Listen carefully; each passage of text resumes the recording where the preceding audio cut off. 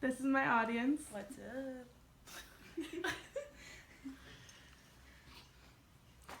That'll give you the 100. Hi, my name is Margaret Dwyer, and today I'm going to be talking to you about a disease that is often known as the silent killer disease. Nearly 80% of people admit to experiencing physical and psychological symptoms of this disease. To put that in perspective, that means that 6 out of the 8 of you here experience these symptoms as well. This disease that I'm going to be talking about today to you is called stress. Stress is important because everyone experiences it at some point in their life or another. It's important to be able to identify it when it occurs and also be able to learn how to cope with it as well. As a second-year biobehavioral health major, I have taken many courses that focus on stress, where it comes from, and how to manage it. Also, as a student, I have handled my fair share of stress and learned how to cope with it as well. Today, I will discuss stress, the effects of stress on the body, and how to manage it. First, I will discuss what stress is. According to Lazarus and Folkman, psychologists who created a theory on stress and coping, stress is the real or perceived imbalance between environmental demands required for survival and the capacity to adapt to these demands. How I think of it is the physical and mental tension that we experience when there's some type of strain in our lives, and how we react to that tension. Chronic stressors are the most dangerous type of stressors because they occur over a prolonged period of time.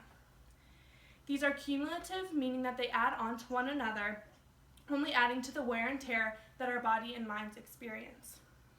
Examples of chronic stressors include daily hassles and frustrations like losing your keys, but can also be more severe, such as relationship issues, financial difficulties, and marital and family problems.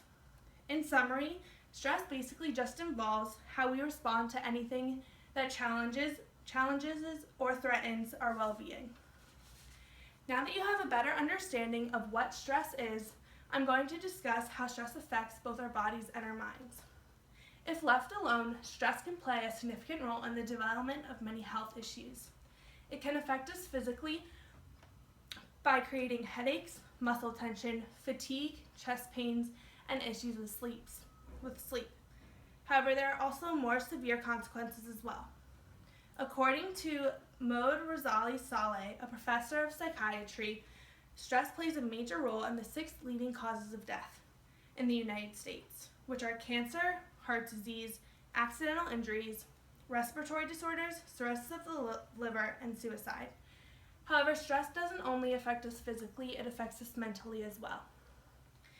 It affects our mood and behavior, often leading to anxiety and depression, while also affecting how we act in social situations and how we use substances like drugs and alcohol.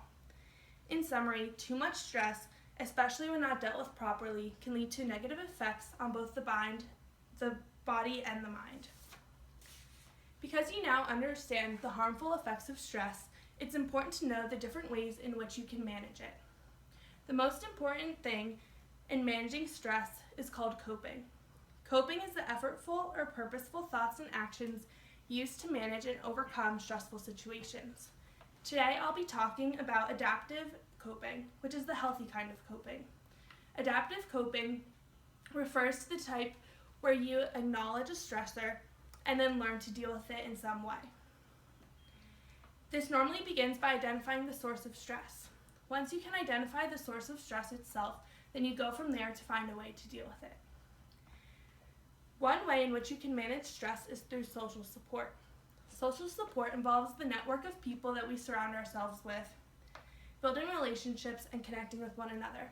You would be surprised how much stress we can relieve by venting and simply having someone listen to us by talking about what is stressing us out. Another way in which we can manage stress is by creating a schedule. You can prioritize the things that you need to get done related to work and school, but also schedule in time for relaxation and activities that you enjoy.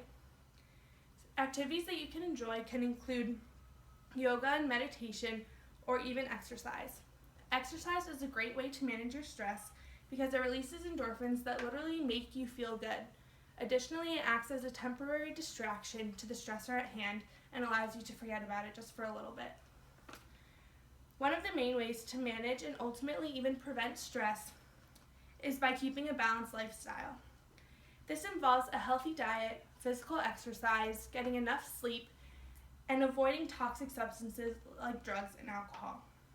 In summary, the best way to manage stress is through adaptive and healthy coping so that you can reduce your stress and increase your general well-being.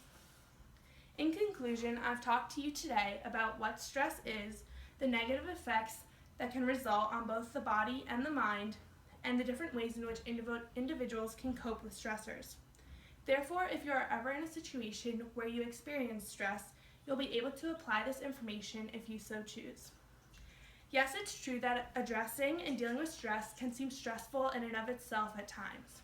However, with the right resources and coping mechanisms, dealing with stress does not have to be impossible.